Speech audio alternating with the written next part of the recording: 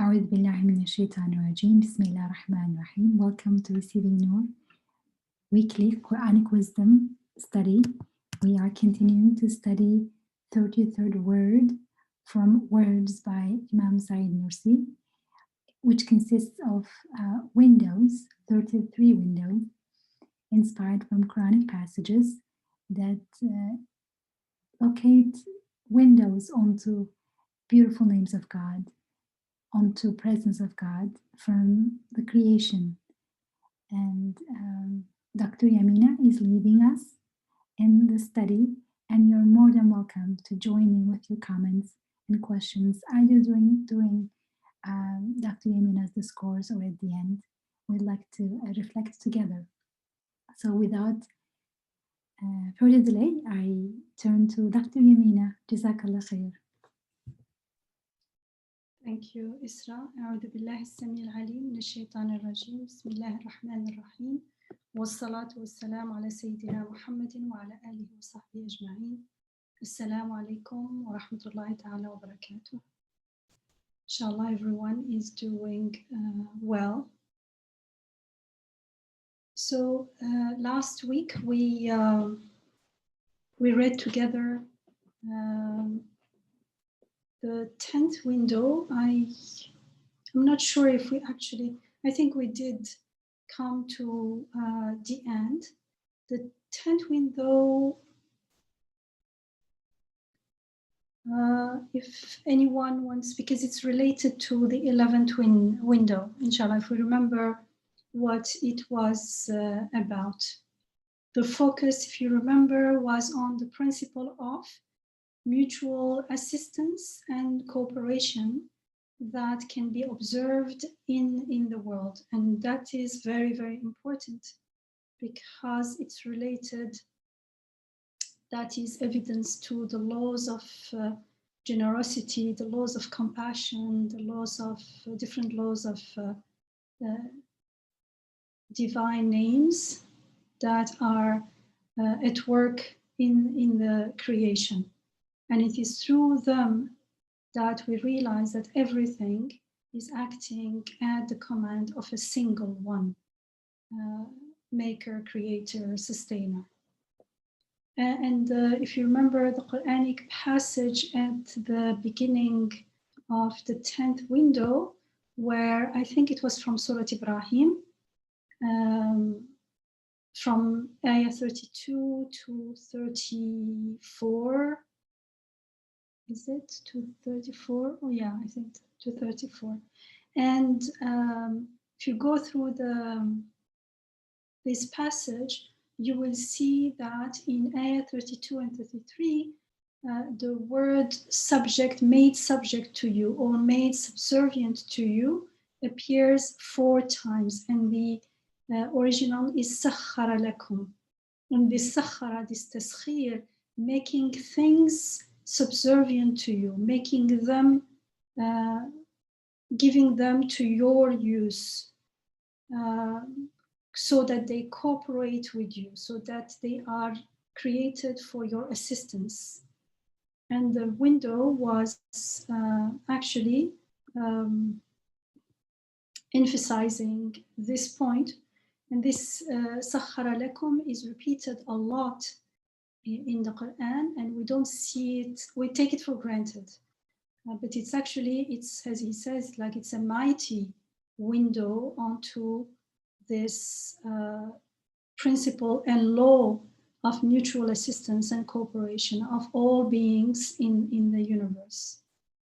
And the fact that they all respond to one another and help one another, show that they are all raised by a single nurturer, a single director, a single disposer, and the worshippers and the servants of a single Rabb, sustainer. So this is important, and we talked last week, because once we start seeing and perceiving the world this way, it's going to change our experience of life, how we live in the world, how we interact with everything else. because we've been brought up from not only at school but everywhere, is like the more you struggle, and it's all about working hard to achieve things. So in that understanding, two things, and they are both related to each other, are being confused or are not there, are missing. One is the purpose of life, which our passage in this worldly life is only part of, and in the real achievement, the real goal looks to the hereafter, because when we look at it, really, this worldly life is only the here and now. And the second one is, together with, when we are not aware of this, when we are totally focused on this transient, fleeting worldly life, and because we forget that it is fleeting, or we don't want to remember that it is fleeting, then it seems to us that we are creating, we are making, we are doing, and the harder we struggle, the harder it is, the more we feel like, yes, this is like my achievement. But in fact, that's not the case. And so why is it okay so far, like those who were present last week? Do you want to add anything from last week?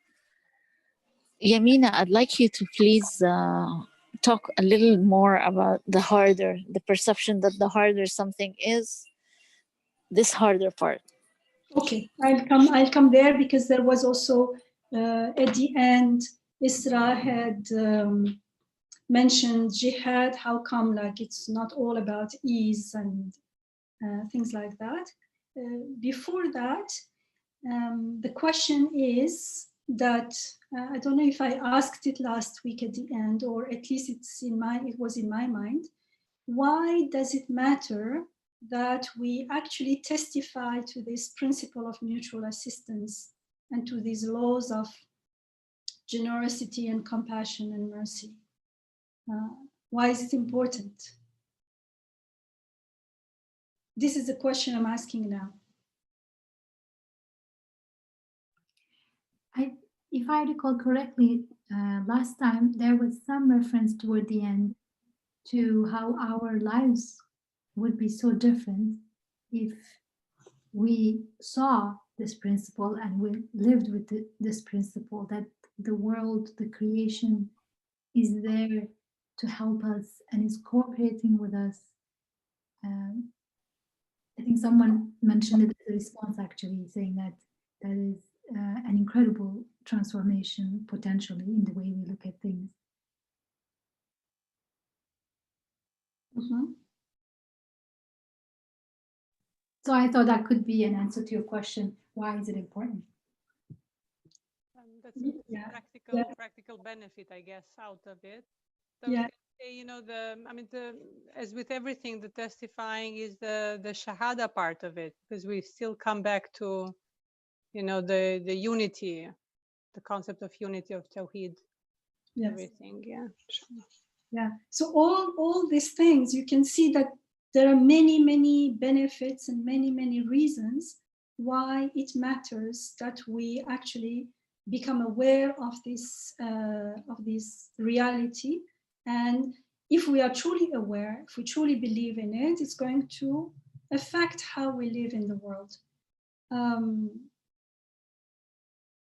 And one of the answers is in the next window, in window number number 11, which starts with an ayah from Surah Al-Ra'd, Surah 13, where we are told, "Ala bi dhikrillahi tatma'innu al-qulub." Only in the remembrance of God do hearts find tranquility, peace, something like that. And so because the 10th window reminds us to find God in all our interaction in the world. And that's the only way the human heart is going to find inner peace and tranquility. And also in Surah Ibrahim itself, Surah 14, remember the 10th window starts with a passage from Surah 14.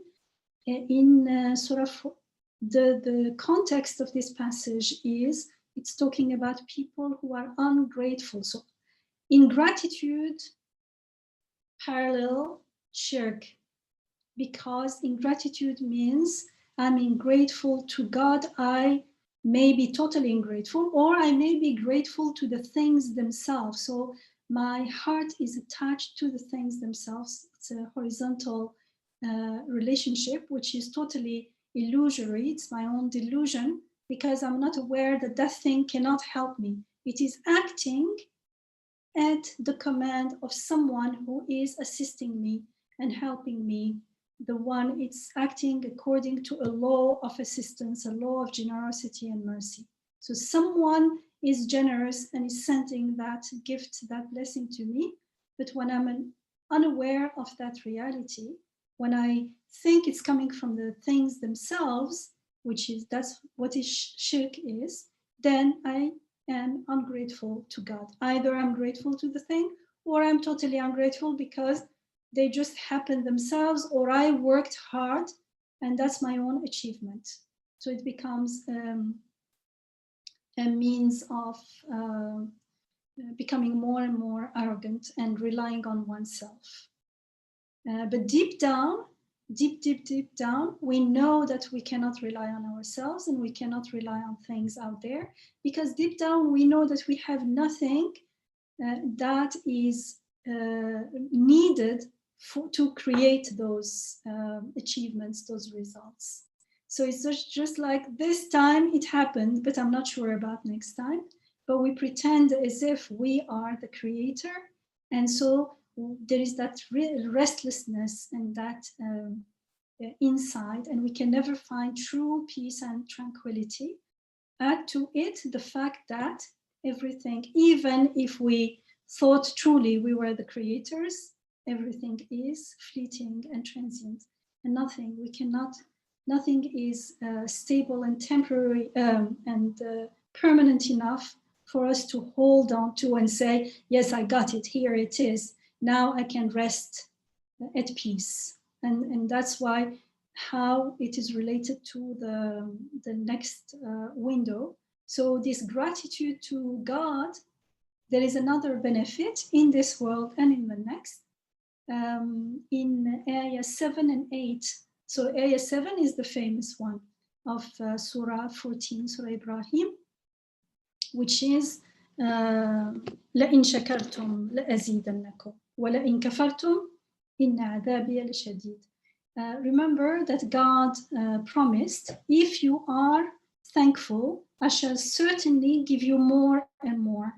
But if you are thankless, my punishment is severe indeed. And in the next ayah we were told, and Moses salam, said, even if you, together with everyone else on earth, are thankless, God is indeed self-sufficient, worthy of all praise. Even if you are not grateful to God, if you're grateful, you're not adding to him. If you're ungrateful, you are not taking anything from God, because he is self-sufficient, and all praise God goes to him anyway, because he is the source of all perfection and all goodness. So when we are grateful and thankful, we are grateful to our own benefit, and when we are not, it's to our own harm. If we are grateful in general, still better than ungrateful, we will see some benefit in this world. When we are grateful to God, consciously to God, knowing that it is the blessing is from him, and being aware and recognizing and acknowledging him as the bestower of the blessing, then the blessing not only increases, as we are told in Ayah 7 here, but also it increases in the hereafter. So it has that dimension that looks to the beautiful names to God, to the eternal beautiful names to God, and therefore to Akhirah, to eternal life after death, which is really what matters. Why is the punishment severe? The punishment is severe because missing the blessing, especially as pertaining to eternal life, is really severe, because the more we need something and the more we give it importance, the more when we miss it, the lack of it makes us, it becomes like a punishment. It is a punishment. It is like we missed the something that we really need and we really value, because we sought it in the thing itself and forgot about the real source. So the punishment is organic in it. Maybe organic, it's packaged in it. Yes. Already in the act of turning away. That's Imam Nursi calls it like there is a seed in the ingratitude itself, that because ingratitude goes together with shirk, there is the seed of the tree. He calls it the tree of Zaqum, the tree that grows in hell and gives the fruits of punishment. And in the gratitude, conscious gratitude to God, there is the seed of the tree of Tuba, which is the symbolic tree of paradise that gives the fruits, eternal fruits of paradise, the blessings of paradise. Yamina, can we say, like, when we are in a gratitude hal, we already are in a peaceful state of heart. We are expecting good. And so my baseline is peaceful, and it's almost hopeful, looking forward for good, expecting good, yes, based on my hal. And when I'm in in the opposite, my baseline is I'm not expecting anything good. I feel like I'll be victimized, something bad will happen. So that state is a very disruptive state to the heart. Like you're ready for something bad to happen. And I know, and I've been there, like, I some of us have been there. I've been there. I've seen people are there where any sound happens, like they feel something bad has happened. Any sound, any phone rings, and like they're 24/7 expecting something bad to happen. And within all the good things that happens, they're not even able to be to enjoy it, because underneath it, they're still expecting something bad to happen. And then when something bad happens, it's so exaggerated, and they say, we've always been expecting this bad thing. So it's like the torture is extreme, because even when something good happens, they're they cannot trust in it. And when something bad happens, they're like, okay, this is finally the bad thing that we've been waiting. On the other side, if you're expecting, if you're in a state of gratitude, when something bad happens, you will see, okay, we'll move on, something make good come out of it. I don't see it, but it wouldn't be like this, always waiting for something bad, always suffering from, always ready to panic, on the verge of, there's always something bad about to happen. That is great suffering for me. That is, and I've suffered from that a lot, and people that I love have suffered from that a lot. So may Allah heal our hearts and not go back, and heal us if we are still there, inshaAllah. And there are stages to that, because some of us may be more aware of expecting something bad to happen, and some of us are not even aware that it's there somewhere underneath. And there are, of course, degrees.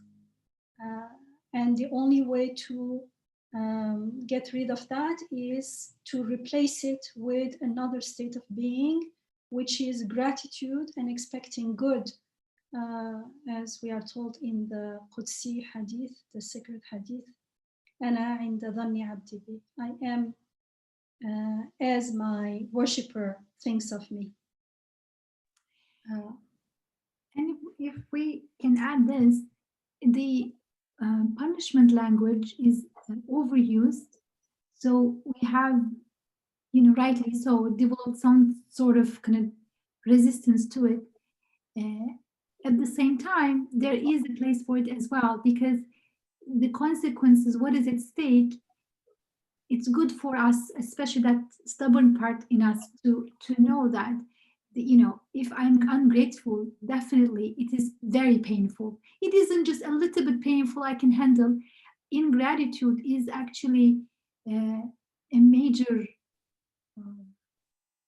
loss, major pain. And the verse, I used to also like the first part of the verse more, like if you're grateful, I'll increase. It's kind of, good news. But then it says, if you don't, then it's going to be very painful, a severe punishment. And I was like, okay, maybe that part, I won't emphasize that part. But actually, we need both, because what is at stake is our life, our precious life, and either we're going to ruin it in this world and next or not. And it's not a small matter. It's not like if you do it, it's going to be good. If you don't, you're still okay. You have a basis to go on. It's not like that. The stakes are very high, and out of compassion that the verse is highlighting the stakes for us.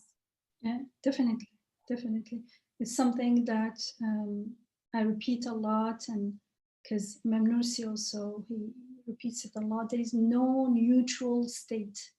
When we are not in a state of conscious gratitude, we are not grateful.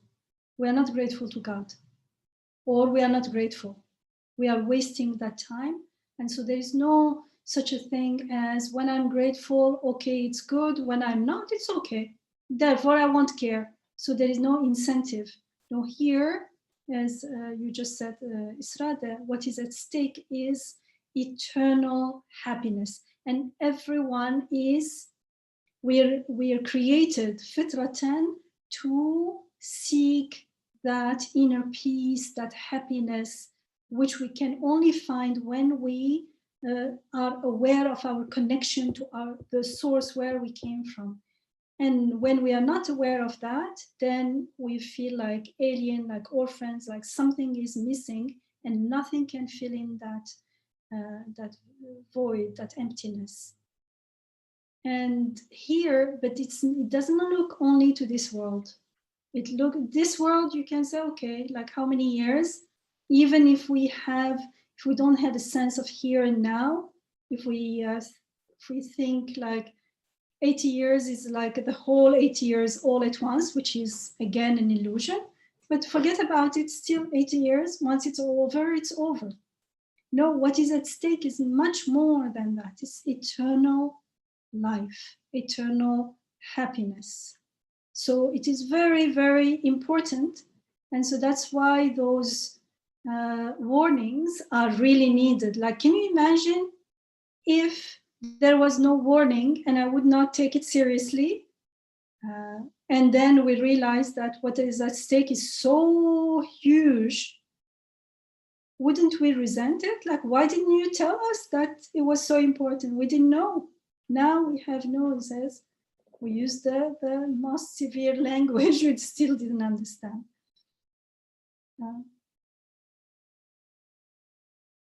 So yeah, it is in the reward is in the gratitude, and the punishment is in the ingratitude itself.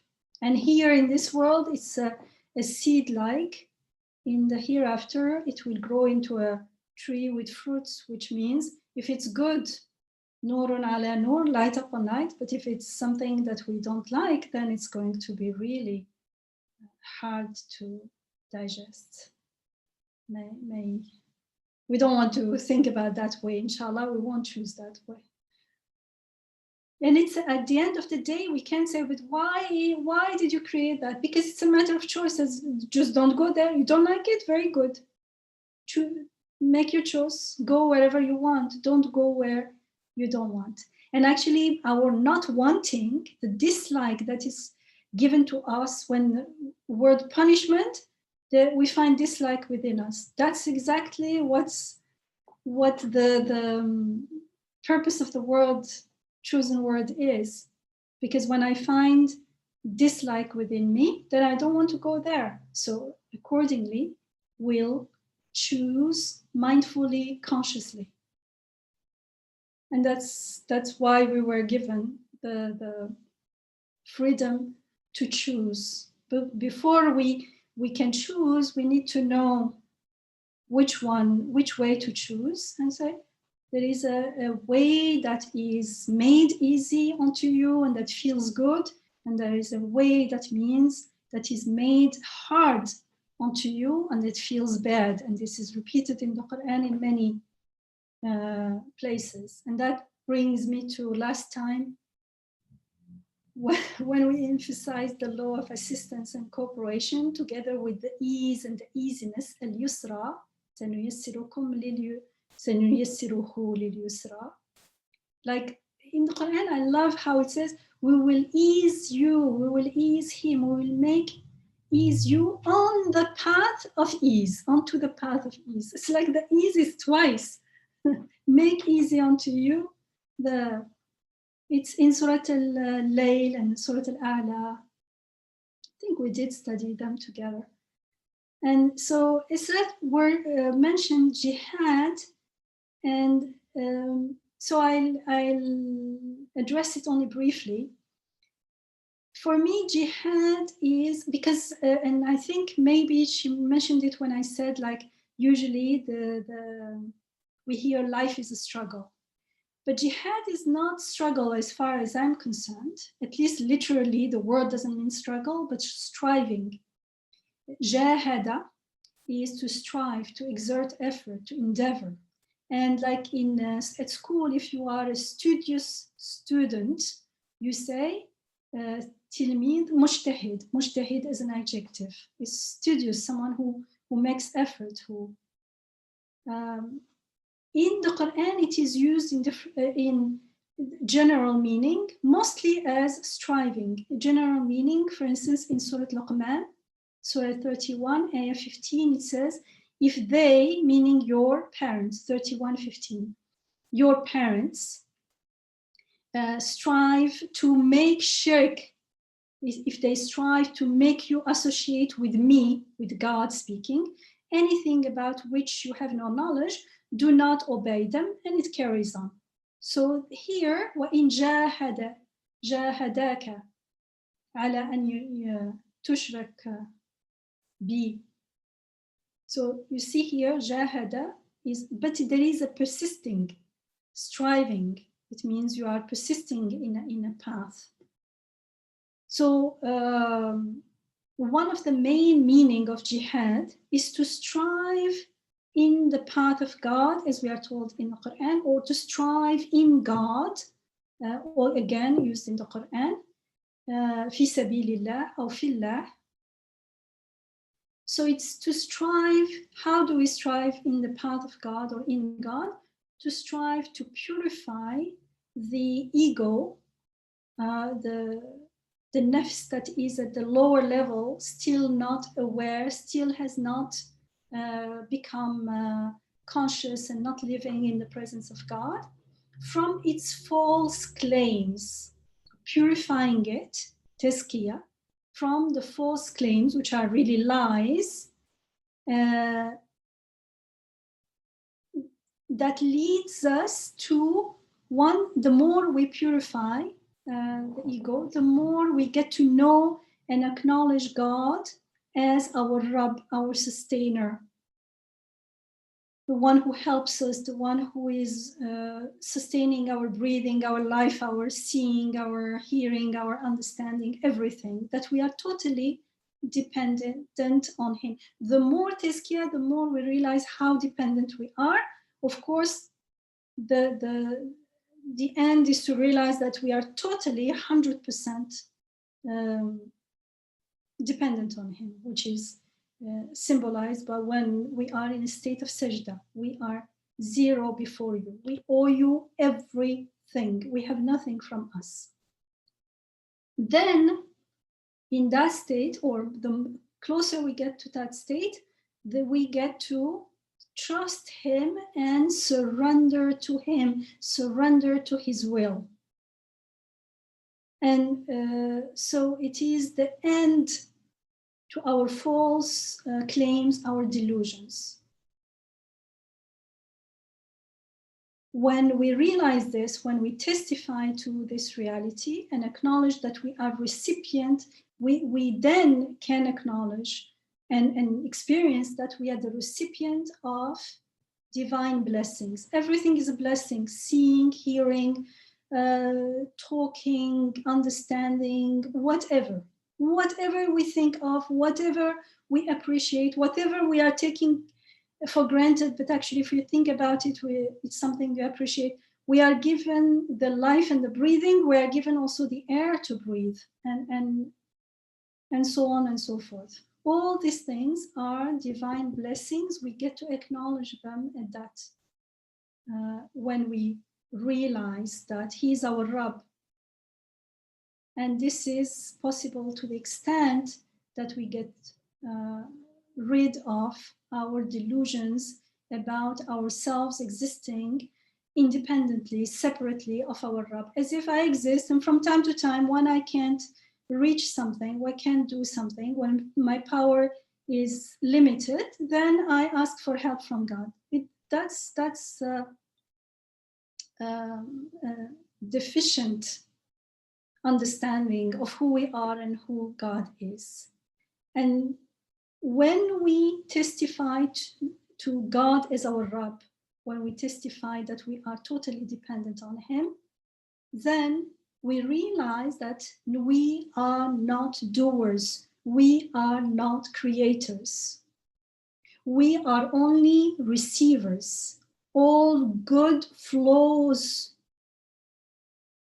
through us, to us, and through us from divine mercy and by divine will. And that's what the ease I was emphasizing last week, and that's the ease that the window was talking about. So it's the ease because it's done unto us.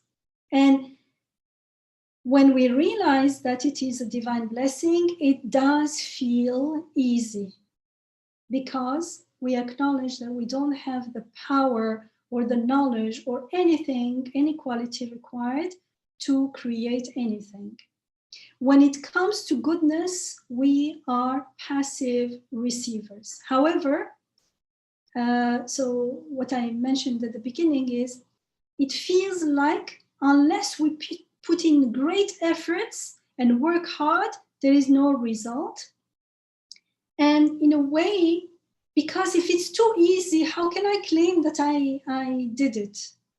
The easier it is, the harder it becomes for me to claim ownership. The easier it is, the more I have to acknowledge somehow, at least to myself, that it's given. So we find ways to make it hard, and so we claim ownership of the blessing gifted, because even when we get it the long way, we follow the not the shortcut but the long way, still at the end it is given unto us, but we say I did it my way, so it doesn't feel like it's a gift from God. And so we cannot trust God as the creator, the gifter, because I'm the one working hard for all this.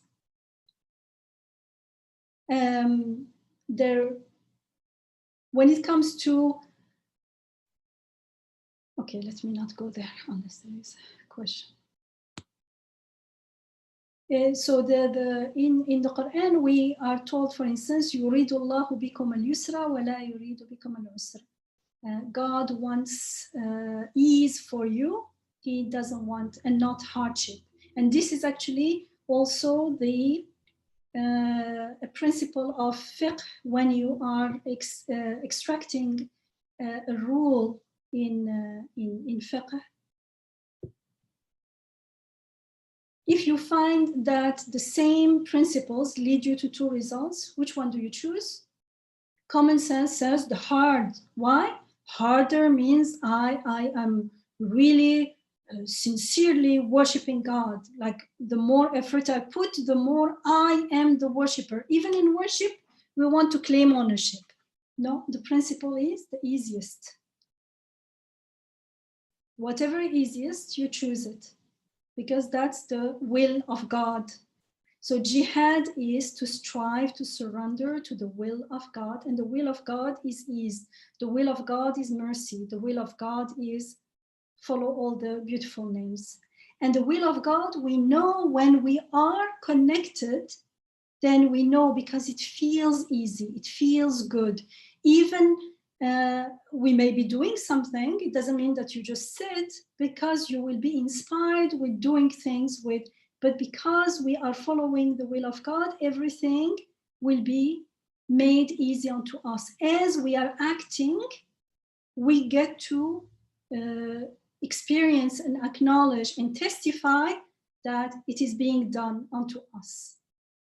But when we are not in that path, even in worship, we think if you, it feels like if it's harder, then it's more sincere.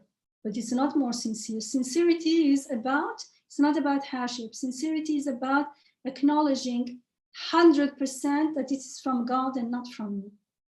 And that's why, for instance, if we're fasting, the sunnah is to break the fast as soon as the Maghrib time enters, even if it's only a date or a little bit of water, and then pray and everything. Why? Because there is a side of us that says, like, as if I pray without breaking the fast, longer means like I'm doing better. That's not, we're missing the whole point. The point is to surrender to the will of God, is not to show how strong you are, because you are not. You are receiving. Even if you have the strength to fast longer, even if you have the patience to do something, they are given to you. And if I'm not aware that they are given to me, and if I appropriate them, that's against the spirit of ibadah, of worship and ubudiyah, of worshiping, being a worshipper. And outer jihad and inner jihad, like in the outer world, in the inner world, they are the reflections of the same reality, which is to surrender to divine will, to the will of God. It is the fitri way to follow the path of ease inside and outside. Also, for instance, if there is oppression, injustice, which is, and let's say I've seen some, witnessed some oppression, some injustice, and I can do something, and I don't do it.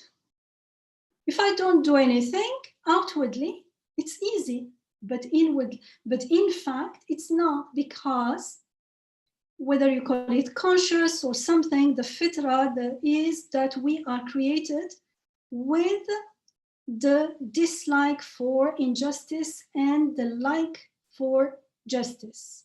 And so if I can do something and I don't do it, I will feel guilty, I will feel uncomfortable, I will feel like something in me, unless I totally corrupted my fitra, something in me will be uncomfortable. It is harder not to act. But outwardly, like in the physical world, it seems it's easy not to act. But we are not primarily physical being. Our physical being is the tip of the iceberg of who we are. We are primarily spirits in this body traveling through this world on a journey, on a spiritual journey. So when we miss that, it seems like, oh, it's easy, I didn't do anything. Yeah, but inside we'll for a long time, the more you are conscious, the more you have some sort of conscience, the more you feel like I should have done something. And the more the event is important and you could have helped, the more we feel bad. So we are equipped with all kinds of guidance, inner guidance, as well as Quran guidance, that all lead us onto the path of ease. So going when I can help, and go and help, but you are doing something, isn't that hardship? No, it's not. It is ease on the spirit. It is following the path of ease, the path of justice, the path of compassion.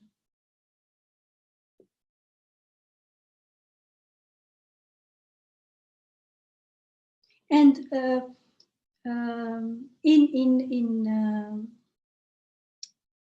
in practice, even when we consciously get to know God, so Iman, and then get to the taste of living in the presence of God with ihsan, but we find like something is pushing us back again, our old habits, our old way of being, especially in the beginning of the journey, of the conscious journey. Then what are we going to do? Because we want to stay in that state of being, conscious, grateful, in that path of ease, in mindful of our connection to our sustainer. So what do? The solution is jihad. Strive to remain in the path of God, the path of ease. That's what jihad is. To strive to remain there. And the more we surrender willingly, consciously, willingly, the more jihad becomes easier and easier, because that will become our new way of being. So remaining there won't be as hard. And so we will need less perseverance and less effort. And for me, struggle has a connotation of hardship, difficulty, fighting for something all the time as if contending with something. But striving has more a connotation of making an effort, exerting effort with the goal of achieving a result. That's exactly what jihad means. And there is a sense of clarity about the goal because you want to achieve a goal that you have. And there is a sense of earnest effort and persistence in it. And that's, jihad has all those connotations. So jihad is to strive to remain in a state of conscious surrender to divine will. And that's why in the Quran you see it many times used as jihad fi sabilillah. Ya ayyuha alladhina amanu اتقوا الله وابتغوا إليه الوسيلة وجاهدوا في سبيله لعلكم تفلحون.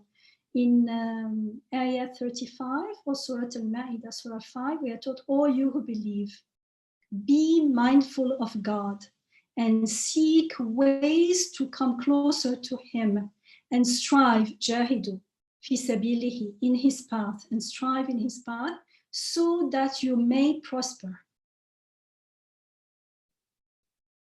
Isn't that very meaningful? All the words here are very meaningful.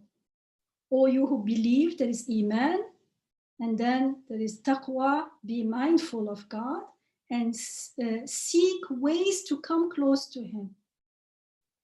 And strive in His path so that you may prosper. And this prosperity doesn't look only to, if it looks only to this world, it's not true prosperity. It does not satisfy the heart. It has to look to akhirah. That's why prosperity is definitely connected to God. We also see that iman and hijra, which is translated as migrate, emigrate, but it's not emigrating from one country to another necessarily. although that may be included, but if the intention is only to go from one place to another, that's not hijrah.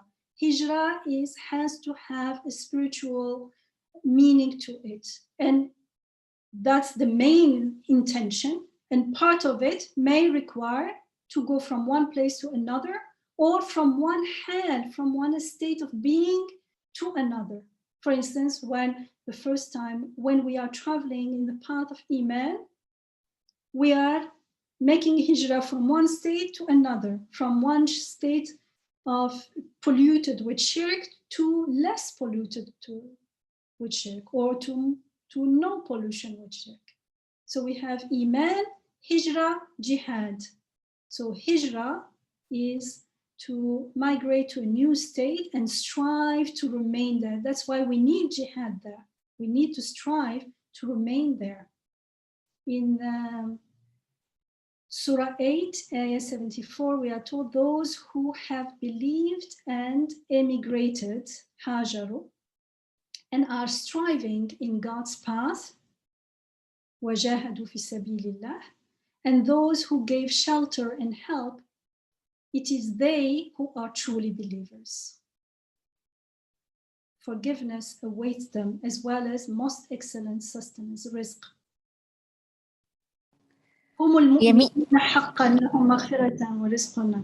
Yes.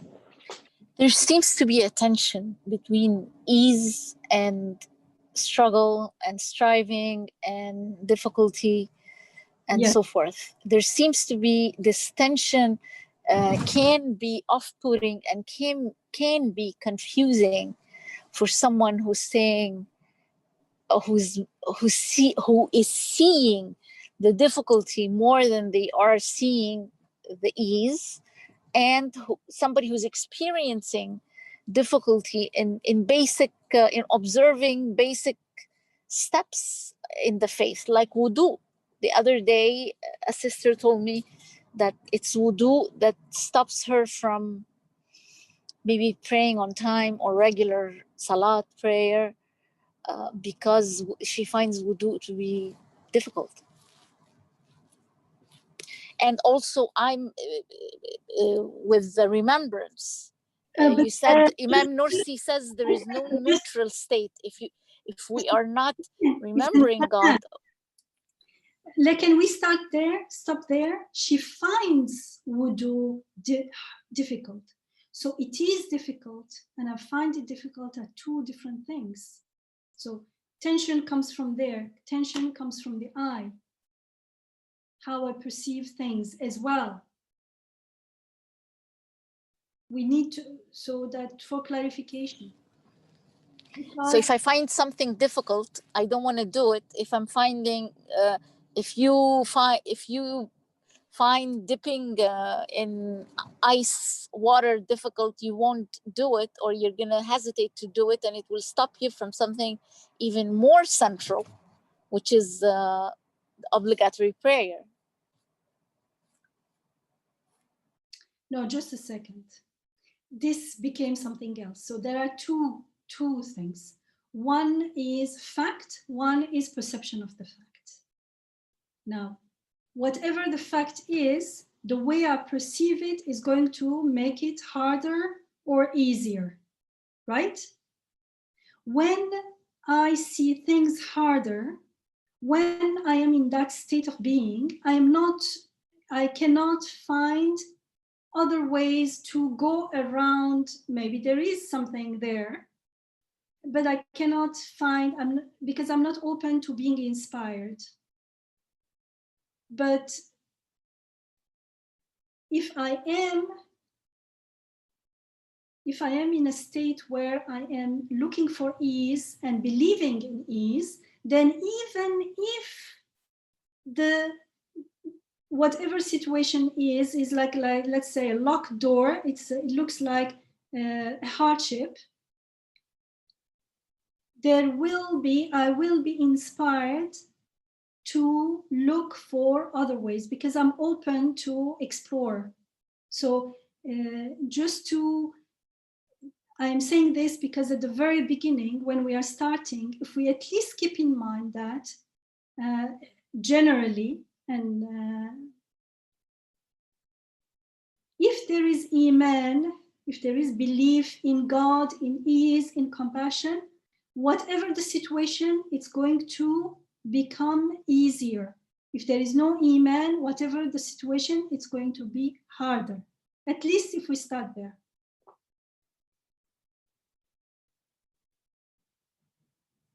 If, let's say, there is no water, there is only ice to make wudu. There are other ways to make wudu. You can make tayammum. So you see? But you say, I can't make wudu with, I find it difficult to make wudu with ice. Okay, but Allah said He wants ease for you. It doesn't, because the whole goal of worshiping God is not to be put in a state of hardship. That's how we imagine it, because we think the harder it is, the more we are really worshiping God. No, worshiping God is about sincerely following His will, and His will is always going to guide us to ease us onto the path of ease. What was that? Yeah. Anyway, when I find it, I'll share it.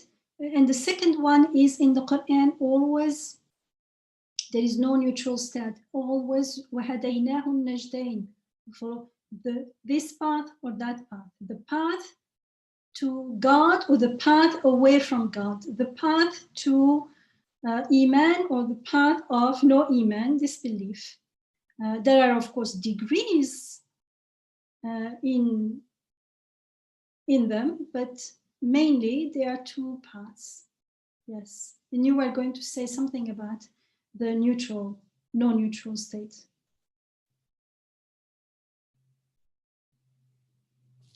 Yes, I'm listening to you and following what you're saying, and with the discussion on punishment, I felt that, okay, if it is so organic and fitri and we're built with it, then why is there that tension? Why is it that we forget, and why is it that we need to strive, and why is it that there is severe punishment, and why is it that there is suffering and pain in the process? Like, why isn't it made so accessible and easy and available and obvious that God is there, He is the only one? You're saying the eye keeps interfering. That's another difficulty. Why isn't all that made easier? It is easy, I'll tell you. So I'm not going to go around like the tourner autour du pot directly. I believe that it is easy, it is obvious, and it is clear. However, we make it hard because for various reasons, each one of us has their reasons, but all those reasons boil down to one thing. We resist, and we don't want to acknowledge the truth that we are totally created, means totally dependent on someone else. We don't know God yet, on something, someone else. Everything is being done onto us. There is a part of us that is totally up to us, that part of us is going to claim this. But this claim is so obviously wrong, is so obviously against the reality, that it is easy, that's why I said it's easy to refute it and say, I don't believe this. And when I refute it, I become, through that contrast, I become aware of who I am and who my Rabb is. So it has a function. That's why I am created with that ability.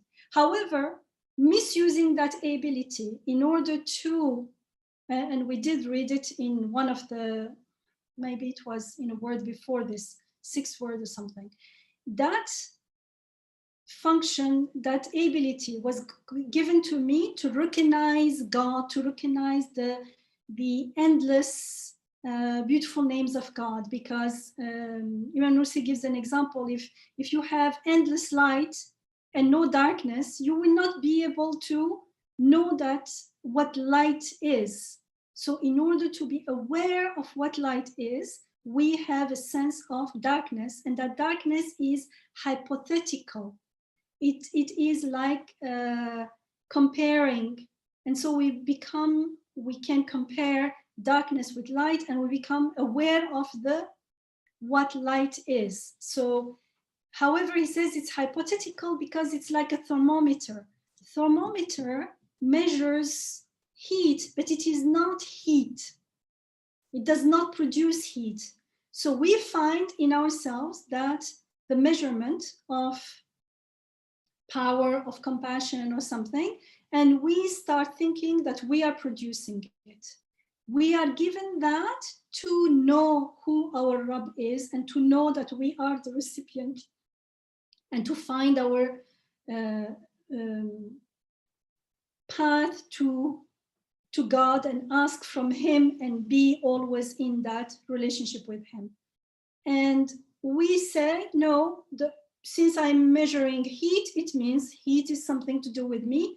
And we can be stubbornly stuck there. But deep down, as we're told in the Quran, deep down, however many excuses we can make up, we know that what we are doing is not the right thing, that we are lying to ourselves. إن الإنسان على نفسه بصيرة ولو ألقى معاذيره. So we know, you look at the stories of the lives of the prophets in the Quran. Yusuf alayhi salam was a child, and he was in total surrender to God. So it's not like it is hard. Even now, forget about the prophet, forget about why is it hard or was it obvious. Right now, we know, why aren't we following it? Everything is made clear unto us. Why aren't we following it? Be grateful to God. Forget about akhirah. Even in this world, everything, we will give you more and more. Why aren't we choosing that? It is totally in our irada, within our choice. We are choosing. Now, it does not seem that we are choosing because most of the time we don't live consciously. However, if we live consciously for a period of time and train ourselves to be conscious to God, at least when we are not conscious, we will be in a state of conscious gratitude to God, because that will become our default way of being. So it's all like, no need to ask these questions, because at the end of the day, wherever we start, it doesn't matter. Everything before is forgiven if, when we start, you make istighfar for the past, and the past can actually, the experience of the past can become, can be used to make the present and the future clearer, because the contrast is also, the bigger the contrast, the higher the clarity. So someone who lived in darkness will appreciate the light even more in that sense. So wherever we start, it's never late. Just start there, instead of again saying, why is it hard? Why it's not easy? It's not obvious. It is easy. It is obvious, and it's up to us. And it's why someone accepts the guidance easily. What were we told in the Quran? Always it starts with humble, arrogant, humble, arrogant.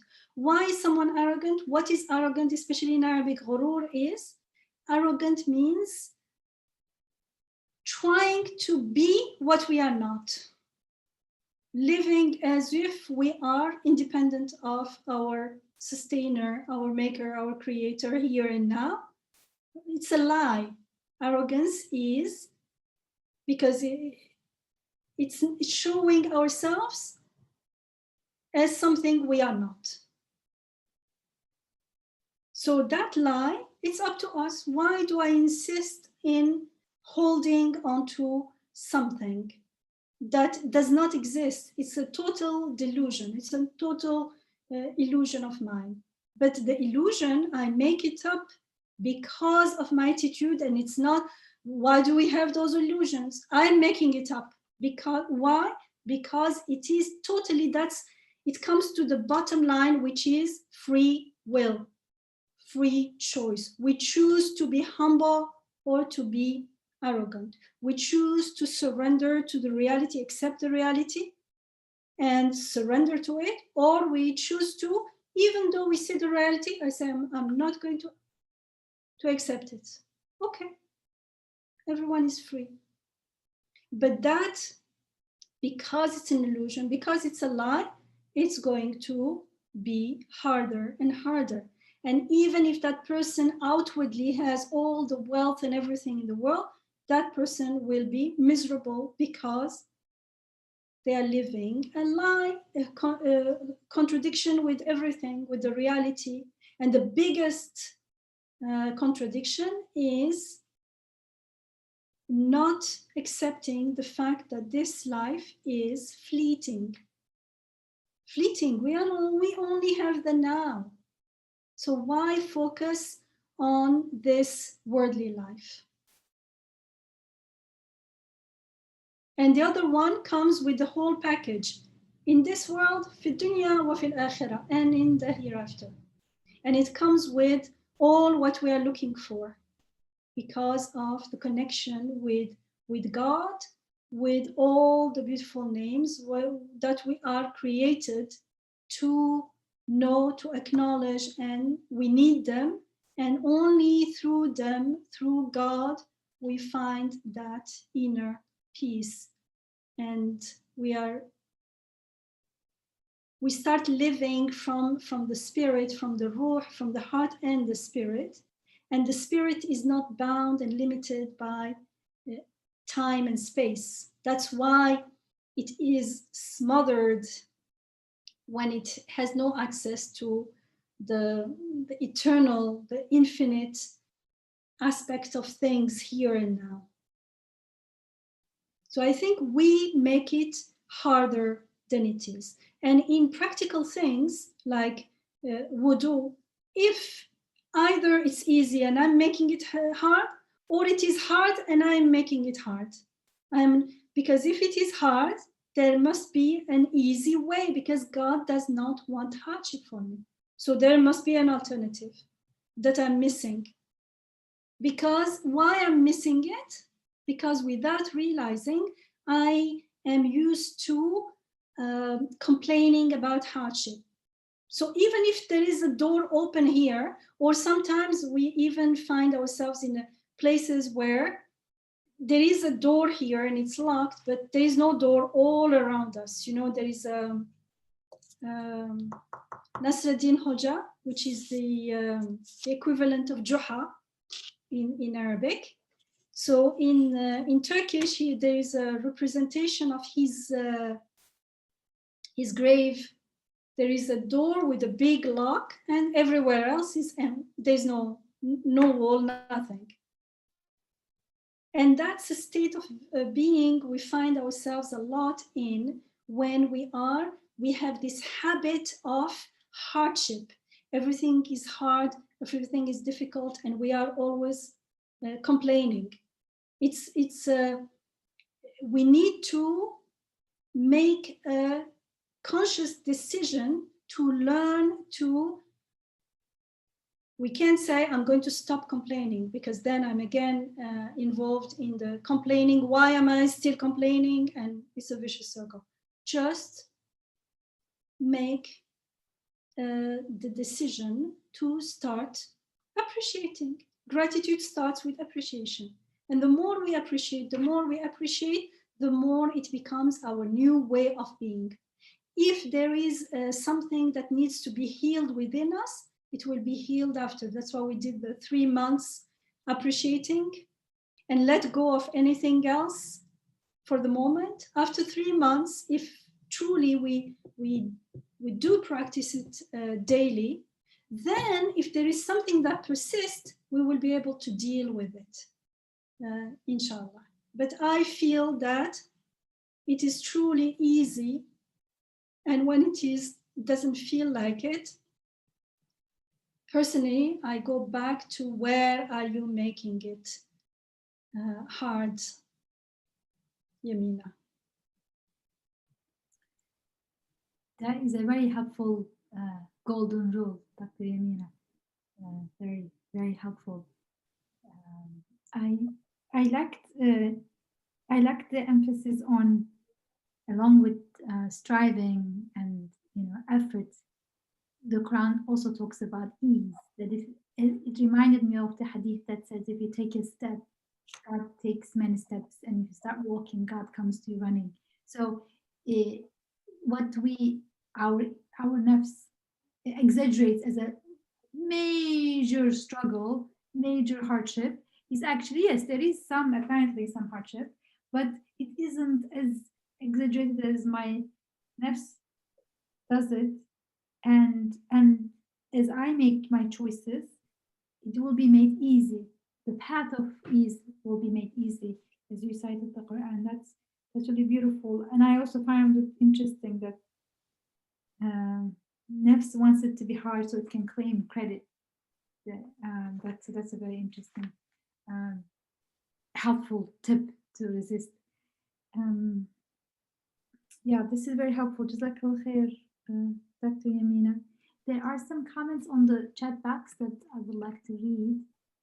Before that, the ayah I mentioned, Maha, was in Surah Al-Ankabut, Surah 29, ayah 69.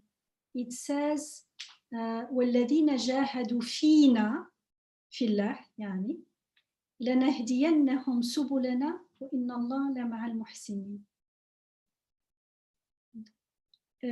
Those who strive towards us here is God, we shall most certainly guide them onto paths that leads unto us, again God.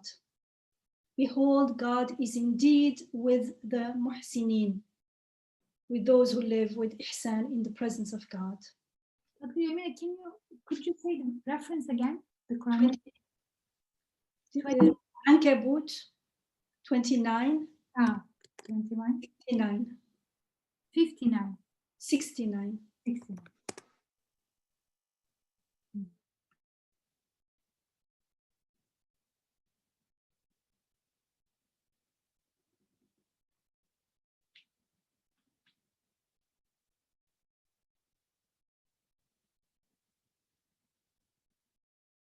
Yes, you were going to share something, Isra? A number of comments on chat. We are not primarily physical beings. Primarily, we are spirits in this body on a spiritual journey traveling through this world. This is a highlight from what you have mentioned. Someone else mentioned that again. We are primarily spirits occupying a body to travel on a spiritual journey. I love this. Jihad is not struggle and not fighting. It's striving to achieve a result through earnest effort and persistence to remain in conscious surrender to divine will. And Ali adds that Hijra is to go from one spiritual state of being to another. Ali had said the previous comment, and Natila adds she had the previous comment as well. It seems that it has become harder for modern humans to believe compared to traditional societies. Sorry, can you repeat the last? It has become harder for modern humans to believe compared to traditional societies. So I think one of the things that could make it easy for us to understand where we all are in terms of grasping like this discussion is to just put down, like take a minute and put down like what was your takeaway, like what are the things that like stayed with you. Maybe if you can give us a minute, Isra, and ask like the group to just everyone just write something down. Maybe we can a group meeting, you can have. Yeah, just 1 minute, just 1 minute, 1 minute. Or if you And are if you are going to meet in groups. Oh, sorry, I misunderstood that. No, I just thought it, like, to make it easier, just everyone to take 1 minute and write down in the chat box a takeaway message so that we know what is the group's takeaway, like what was the takeaway message, like, so then it's not too much time. If you think it's a good idea, then we can ask everyone to just write down. We have only 3 that I think that wrote down, so we can get everyone to write down, inshallah. Okay, there are 2 more comments. Zahra Chima says, again, these are highlights from what you have said in quotation. Whenever we start, it's not too late. She loves this. Habit of hardship. Yikes. These are some quotes. And then Atila said, time to pop some balloons, inshallah. These illusions, inshallah. And sure, we can go ahead and take 60 seconds to breathe. And if you have anything to share, please type it or say it. Okay, 60 seconds started.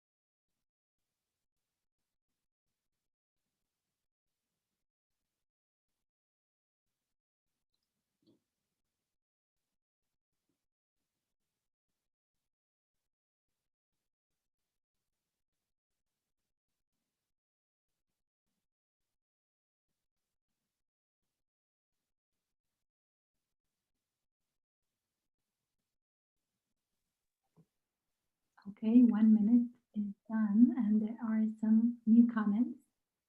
One of them says, if we find it difficult to let go,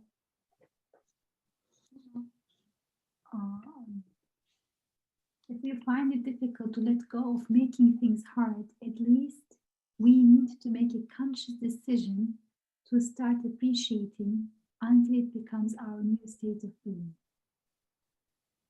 That's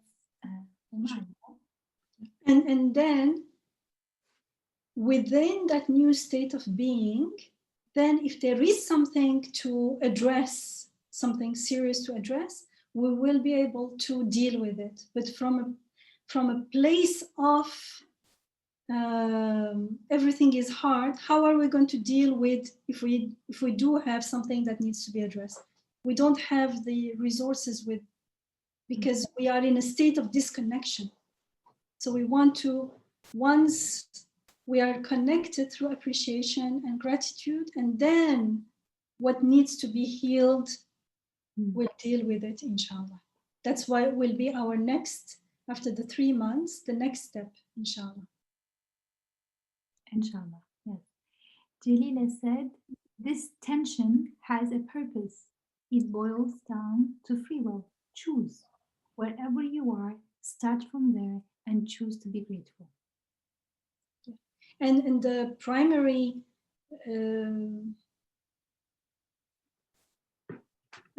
the function of the tension before, of course, there is the free will, but the tension has the purpose to get to know God, to know the infinite while we are finite.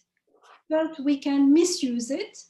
Yes, that's where the free will comes. We can misuse it, but it's okay. Even when we misuse it, there is jihad. Go back. As long as we know we have learned how to use it the right way, then if we go off track, that's what jihad is about. Go back to be on track, inshallah. So no worries. It's not the end of the world as long as our will is to be back on track. So the tension is there, and it has a very important purpose. It fulfills a very crucial purpose.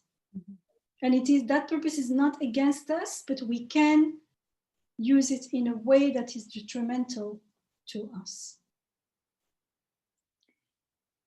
Nartila says, some reprogramming is needed, with a smile. And Edilma says, my perspective makes things difficult. Reframe and approach from a lens of gratitude instead. Ziba says, our soul strives to be with its Rabb, but we need to give it space to reunite. Thank you very much, everyone. Jazakumullah khair. Helpful comments and highlights. There is the last ayah of Surah Al-Hajj starts with, Surah Al-Hajj is 22, the last ayah is 78. وَجَاهِدُوا فِي اللَّهِ حَقَّ جِهَادِهِ هُوَ اجْتَبَاكُمْ وَمَا جَعَلَ عَلَيْكُمْ فِي الدِّينِ مِنْ حَرَجٍ. And strive for God, وَجَاهِدُوا فِي اللَّهِ, strive in God as he should be striven for, as he deserves it. It means, for he has chosen you and has placed no hardship for you in the religion.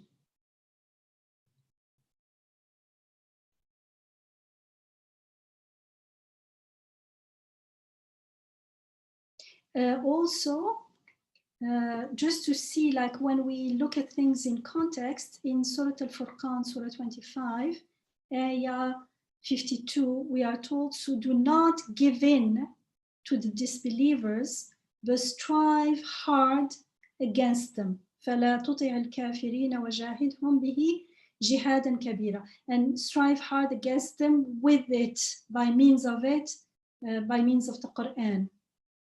But when you look in context, if you start from Ayah 43, if you click on context, 25:52, you can just go to context and it will give you all the text. Have you seen the one who has taken their own desires as their God? This is 43. Their own desires as their God. They think they are living here to fulfill their desires, but these desires are not the desires of the ruh, of the spirit. They are desires that change every day, the desires of the ego. Will you then be a keeper over them? Or do you think that most of them listen or understand? They are only like cattle, no more, like worse than that. They are astray from the right path. Have you not seen how your Rabb, extend the shades? You see, this is typical of the Quran. Whenever we used to study the surahs of the Quran, you see whenever an issue is mentioned, immediately after we are told who God is. There is nothing taken for granted. It's not like God, don't you know God created, why don't you worship God? Immediately it tells us who God is, how he creates in the creation, so that we can say, oh yes, and it becomes easy to surrender to the sustainer and controller and administrator and creator of everything, the one who gives existence to everything. So immediately after it says, have you not seen how your sustainer, your Rabb, extend the shade? He could have simply made it remain still. Shade changes with the motion of the sun. He could have made it remain like being constant, still, if he so willed. Then we make the sun its guide, because we know where it is. Through the shade, we know the time of the day, causing the shade to retreat gradually. He, God, is the one who has made the night for you as a cover, and he made sleep for resting and the day for rising. And he, again, God is making himself known immediately. He is the one who sends the winds, ushering in his mercy, and God, send down pure rain from the sky, giving life, actually pure water from the sky, giving life to a lifeless land, and providing water for countless animals and humans of our own creation. We certainly disperse it among them, distribute it among them, so that they may be mindful, but most people persist in ungratefulness. All these things, and we give them so that they may be mindful, but they still persist in ungratefulness. Had we willed, we could have easily sent a warner to every people. So do not yield to the disbelievers. 52 comes here. Do not give in to the disbelievers, but strive hard against them with the Quran. And he is the one, again, God is the one who merges the two bodies of water, one fresh and palatable, and the other salty and bitter, placing between them a barrier they cannot cross. And he, God, is the one who creates human beings from a humble liquid, then establishes for them bonds of kinship and marriage. For your Lord, your sustainer, your Rabb is more capable. Yet they people worship besides God what can neither benefit nor harm them. So this is not easy, yet we do it. So it's not because it's easy that we make shirk and we think that the water itself helps us, the medicine itself helps us. It's because we are totally mindless. We are not aware of what we are doing. Otherwise, it's easy to see that it cannot, that shirk is untenable. And we have sent you only as a deliverer of good news and a warner. Say, I do not ask you for any reward for this message, but whoever wishes, let them pursue the way to their Rabb. So pursue the way to their Rabb is the way of the fitrah. Put your trust in the ever-living who never dies and glorify his praises. He is sufficient as all aware of the sins of his servants. Okay, this is translation. God is the one, immediately after, created the heavens and the earth and everything between them in 6 days, then established himself on the throne. God is the most compassionate. Ask none other than the all-knowledgeable about himself. When it is said to them, prostrate to the most compassionate, they ask in disgust, what is the most compassionate? Will we prostrate to whatever you order us to? And it only drives them further away. Blessed, this is Sajda ayah, inshaAllah. Blessed is the one who has placed constellation in the sky, as well as radiant lamp and a luminous moon. The radiant lamp is the sun and a luminous moon. And he, God, is the one who causes the day and the night to alternate as a sign, as an ayah for whoever desires to be mindful or to be grateful. The true servants, the true worshippers of the most compassionate, وَعِبَادُ الرَّحْمَنِ الَّذِينَ يَمْشُونَ عَلَى الْأَرْضِ هَوَنًا, and the true worshippers of the most compassionate are those who walk on the earth humbly. And when the foolish address them improperly, they only respond with peace. قَالُوا سَلَامًا. So just we understand what it says, the disbelievers, جاهدهم, like strive against them. Look at the context. The context is all about knowing who God is, and the believers are those who, when إذا خاطبهم الجاهلون, when the ignorant, the foolish and the ignorant address them, they respond with peace. They say salam, peace.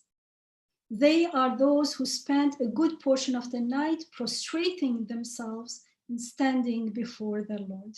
So here they are prostrating and standing before their Lord, but they are before their Lord, their Rabb, their sustainer. They are aware before whom they stand. And that's why each time we are told about an issue, after that 2 or 3 ayat tell us about who. God tells us who he is. That's very important when you see the context. So jihad is to keep remembering who God is. And the more we do it, the more it becomes easier and easier and easier. And in the outer world, it's again an extension of what's going on inside. Following, speaking up for justice, for instance, if we can, may seem like you have to take steps, you have to do things. Isn't that harder than sitting at home and doing nothing? No, for the spirit, it is the easiest path.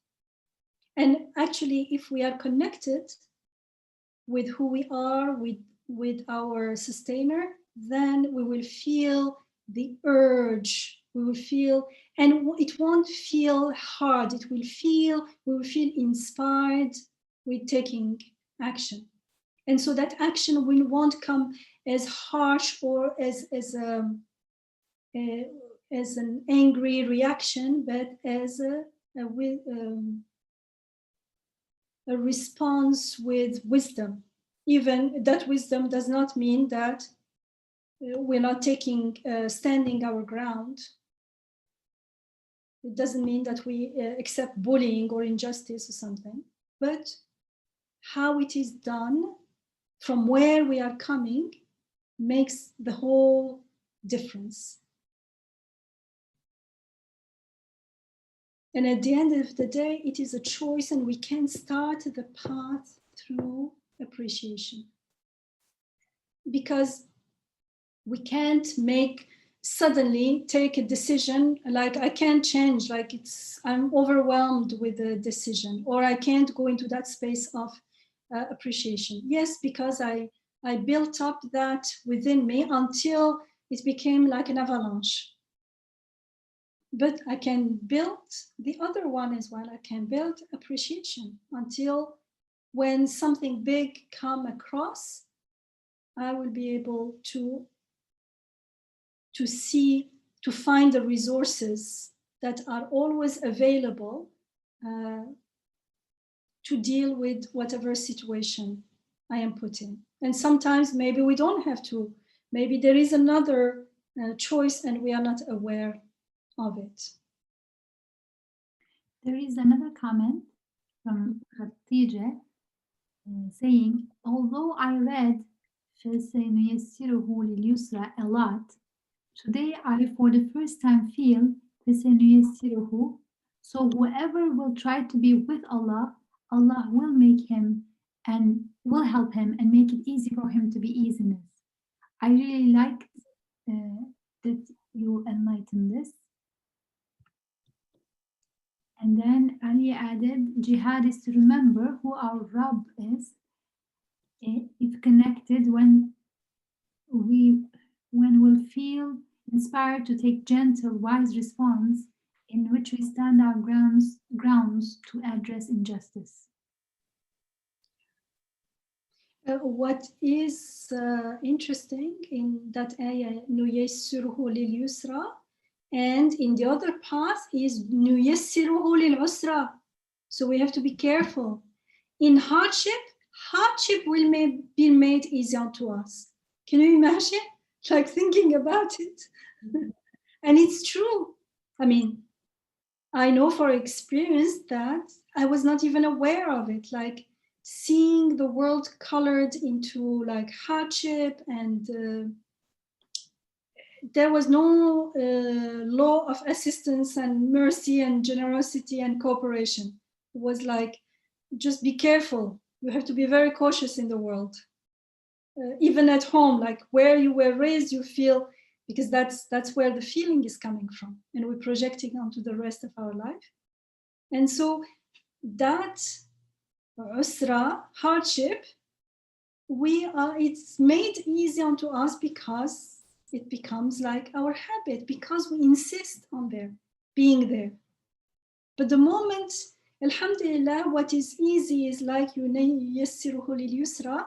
Even if you spend 30 years, 40 years in one path, the moment you decide to change consciously, it's easy. It is made so easy that not only it changes, but as we are told in the ayah, those who have like amanu watabu, like you have iman and you go back from that way, away from that way of being, and amalus, and act according to the new way, amalu salihan, yubaddilu Allahu sayyi'atihim hasanat. Allah will transform everything that was bad into something beautiful, good.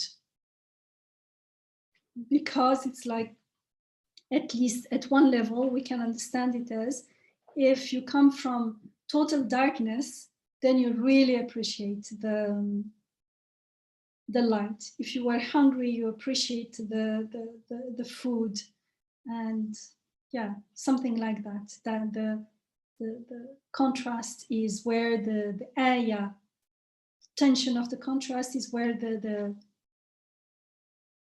names of God are going to show up. Inshallah. Inshallah, very beautiful. Jazakallah khair. So as our time is drawing close, shall we read a window or?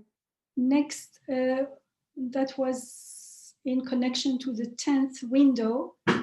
Inshallah, next week we can read the 11th window, which is related to the 10th one, because now we can understand truly how ألا بذكر الله تطمئن القلوب. Only in the remembrance of God do hearts find tranquility and rest and peace and satisfaction. Itmi'nan. Inshallah. So we can stop here, I think. Inshallah. Yes. But if anyone has anything to share, please do before we close the session.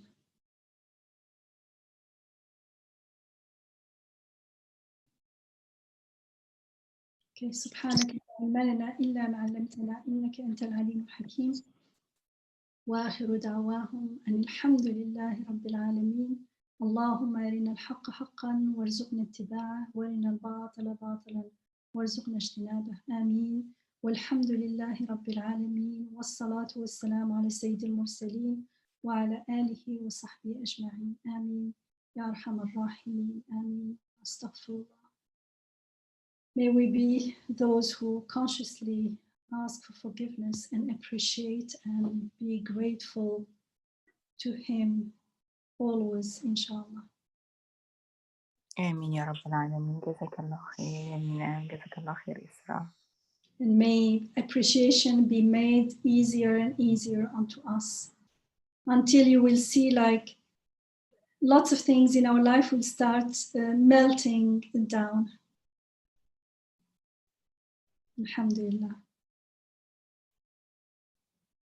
Alhamdulillah. And I would like to remind us one more time that inshallah we are going to start a new 6 weeks class Yes, yeah. On Friday. This Friday, inshallah. Friday, yes. I had the beautiful flyer, but I can't find it. I had shared it in the beginning. Now it's disappeared. So I'm going to just share the text. I have, we have the beautiful flyer posted on newsletter and on Facebook, inshallah. I want to highlight this registration form. It's very quick. If you want to join, we already have actually more than a dozen people registered. If you want to join us, please register here. With Sister Yamina, who is an expert in the field. She's worked in this field for over 30 years, inshallah. I hope you can see the screen, and in the chat is the link. And here is the beautiful flyer. If you haven't seen it, you should see this.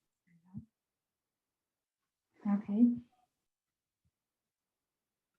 Inshallah, if you can join us on Friday at 8 p.m. When you register, you will automatically get the Zoom link and the password, inshallah. It will also be recorded and posted on YouTube channel. Jazakumullah khair, Dr. Yamina. Jazakumullah khair, everyone, for joining us tonight. And may we all be eased to the path of ease and husna and beauty, inshallah. And you can share this flyer with everyone. It's open to everyone, inshallah. Yes, please spread the word. Yeah, please do share. We have a Facebook link. If you go to facebook.com/receiving-nur, you will be able to see the event there posted. You can also share that event. Yes. Assalamu alaikum. Excellent. Thank you so much. Assalamu alaikum. وعليكم السلام ورحمة الله تعالى وبركاته. في أمان الله. Assalamu alaikum, everyone. وعليكم السلام. Assalamu alaikum, Sister Yamina and Yusra and everyone. Alaikum salam wa rahmatullah.